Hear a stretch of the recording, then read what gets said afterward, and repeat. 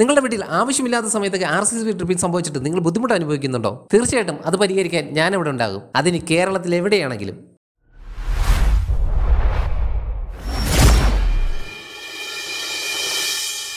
Hi നമസ്കാരം, ഞാൻ Biju origin, BS electrical സൊല്യൂഷൻസിന്റെ പുതിയൊരു വീഡിയോയിലേക്ക് സ്വാഗതം. ഇന്നും പതിവ് പോലെ നമ്മൾ RCCB ട്രിപ്പിംഗ് പരിഹരിക്കാനാണ് പോകുന്നത്. ഇന്നത്തെ ഈ വർക്കിന് വളരെ പ്രത്യേകതകളുണ്ട്. രാവിലെ 5:30 മണി മുതൽ കൊട്ടാരക്കരയിലെ ഒരു വർക്ക് സംബന്ധിച്ച് ഞാൻ നല്ല തിരക്കിലായിരുന്നു. 8:30 മണി കഴിഞ്ഞപ്പോൾ എനിക്കൊരു കോൾ വരുന്നു. കായംകുളത്ത് നിന്നാണ്. RCCB ട്രിപ്പിംഗ് ആണ് പ്രശ്നം. അവരെന്നോട് പറഞ്ഞത് എന്റെ മകൻ BS ഇലക്ട്രിക്കൽ സൊല്യൂഷൻസിന്റെ RCCB ട്രിപ്പ് പരിഹരിക്കുന്ന വീഡിയോസ് കാണുന്നുണ്ട്. നിങ്ങളൊരു പുതിയ റീൽസ് കണ്ടിരുന്നു. അത് കണ്ടിട്ട് നിങ്ങൾക്കിത് ശരിയാക്കാൻ കഴിയും എന്ന് വിശ്വസിച്ചുകൊണ്ട് എനിക്ക് അയച്ചു തന്നതാണ് ഈ നമ്പർ. ഈ പ്രശ്നം ഒന്ന് പരിഹരിച്ചു തരാമോ? എനിക്ക് അപ്പോൾ തന്നെ ലൊക്കേഷനും അയച്ചു തന്നു. ഏകദേശം 70 കിലോമീറ്ററാണ് അവിടെ എത്താൻ. അത്യാവശ്യമാണെന്ന് അറിയിച്ചപ്പോൾ പിന്നെ ഒന്നും നോക്കിയില്ല, ഉറപ്പ് കൊടുത്തു ഇന്ന് തന്നെ ആ ട്രിപ്പിംഗ് പരിഹരിച്ചിരിക്കും. ചെയ്തുകൊണ്ടിരുന്ന വർക്കുകളുടെ ഉത്തരവാദിത്തം കൈമാറിയിട്ട് കായംകുളത്തേക്ക് ഒരു ഓട്ടമായിരുന്നു. ലൊക്കേഷനൊക്കെ കൃത്യമായതുകൊണ്ട് ഉച്ചയ്ക്ക് മുമ്പ് തന്നെ നമുക്ക് ആ സൈറ്റിൽ എത്താൻ കഴിഞ്ഞു. വളരെ വലിയൊരു വീടാണ് കേട്ടോ. നല്ല ഭംഗിയിൽ തന്നെ ലൈറ്റിംഗ് ഒക്കെ ചെയ്തിരിക്കുന്ന ഒരു വീട്. കാഴ്ചയിൽ അതിഗംഭീരമായ വയറിങ്ങും 8.8 കിലോ വാട്ടിന്റെ സോളാറും ഒക്കെ ഇൻസ്റ്റാൾ ചെയ്തിരിക്കുന്ന ഒരു വീട്. നമ്മൾ ആദ്യം മെയിൻ സ്വിച്ചിന്റെ ഭാഗമൊക്കെ ചെക്ക് ചെയ്തു നേരെ DB-യിലേക്കാണ് പോകുന്നത്. നമ്മൾ DB പരിശോധിക്കുമ്പോൾ അതിൽ സെറ്റ് ചെയ്തിരിക്കുന്ന RCCB 100 milli ampere tripping current ഉള്ളതാണ്. നമുക്ക് 30 മില്ലി ആംപിയർ ആണ് സ്ഥാപിക്കേണ്ടത്.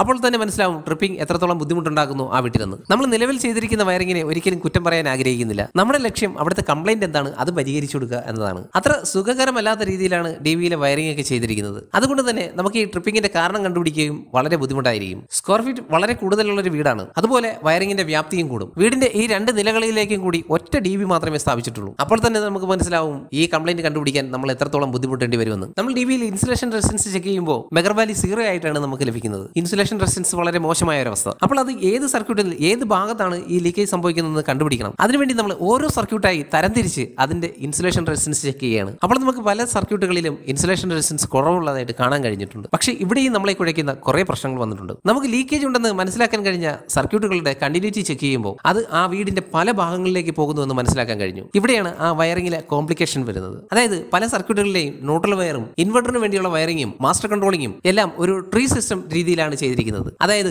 ഒരു റൂമിൽ നിന്നും മറ്റേ റൂമിലേക്ക് എടുക്കുന്നു, അവിടെ നിന്നും ഹാളിലേക്ക് എടുക്കുന്നു, ആ ഹാളിൽ നിന്നും കിച്ചണിലേക്ക് പോകുന്നു, അങ്ങനെ കണക്ട് ചെയ്ത് പോയിരിക്കുകയാണ്. ഇങ്ങനെ ചെയ്യുന്നത് ആ വയറിംഗിന്റെ ക്വാളിറ്റിയെയും ആയുസിനെയും വല്ലാതെ ബാധിക്കും. അതാണ് ഇവിടെയും നമുക്ക് കാണാൻ കഴിഞ്ഞത്. അതുകൊണ്ട് തന്നെ ഈ വയറിംഗിലെ ലീക്കേജ് എവിടെയാണ് സംഭവിക്കുന്നത് കണ്ടുപിടിക്കാൻ നമ്മൾ നല്ലപോലെ വെള്ളം കുടിക്കേണ്ടി വരും. നമ്മൾ മെഗാ ടെസ്റ്റ് ചെയ്യുന്ന സമയത്ത് ഒരു സർക്യൂട്ട് കൂടുതലായി ലീക്കേജ് സംഭവിക്കുന്നത് കണ്ടെത്താൻ കഴിഞ്ഞു. അതിന്റെ പിന്നാലെ തിരച്ചിൽ ഒരു സർക്യൂട്ടിനെ തന്നെ പല സ്ഥലങ്ങളിൽ കട്ട് ചെയ്ത് ഉപയോഗിച്ചിരിക്കുന്നതുകൊണ്ട് ഈ കംപ്ലൈന്റ് കണ്ടുപിടിക്കാൻ വളരെ ബുദ്ധിമുട്ടാണ്. ആദ്യം ഹാളിന്റെ ഒരു ഭാഗത്തേക്കാണ് ഞങ്ങളെ ആ സർക്യൂട്ട് എത്തിച്ചത്. അവിടെ നിന്നും തൊട്ടടുത്തുള്ള ബെഡ്റൂമിലേക്ക്, ആ ബെഡ്റൂമിൽ നിന്നും ആ ബെഡ്റൂമിന്റെ അറ്റാച്ച്ഡ് ബാത്റൂമിലേക്ക്, അവിടെ നിന്ന് വീണ്ടും DB-യിലേക്ക്, DB-യിൽ നിന്നും തൊട്ടടുത്ത ബെഡ്റൂമിലേക്ക്, തൊട്ടടുത്ത ബെഡ്റൂമിൽ നിന്നും ഡ്രസ്സിംഗ് ഏരിയയിലേക്ക്, അവിടെ നിന്നും ബാത്റൂമിനുള്ളിലേക്ക്, അവസാനം ചെന്നെത്തിയത് ബാത്റൂമിന്റെ സീലിംഗിൽ സ്ഥാപിച്ചിരിക്കുന്ന എക്സോസ്റ്റ് ഫാനിലാണ്. ബാത്റൂമിനുള്ളിൽ സീലിംഗ് ചെയ്യുന്നതിന് വേണ്ടി സ്ഥാപിച്ചിട്ടുള്ള മെറ്റൽ ചാനലിൽ വയർ ഉരഞ്ഞ് ലീക്കേജ് സംഭവിച്ചതാണ് നിരന്തരമായ RCCB ട്രിപ്പിങ്ങിനുള്ള ഒരു കാരണം. ഇനി നമ്മൾ അടുത്ത ലീക്കേജിന് പിന്നാലെയാണ് യാത്ര. അത് നേരെ ഹാളിന്റെ ഒരു ഭാഗത്തുള്ള സ്വിച്ച് ബോർഡിലേക്ക്, അവിടെ നിന്നും കിച്ചന്റെ ഒരു ഭാഗത്തേക്ക് പോകുന്നു. ഈ ഒരു കംപ്ലൈന്റ് കണ്ടുപിടിക്കാൻ നമുക്ക് ഇത്രത്തോളം ബുദ്ധിമുട്ട് അനുഭവിക്കുന്നത് ഒരു ന്യൂട്രൽ വയർ തന്നെ പല സ്ഥലങ്ങളിൽ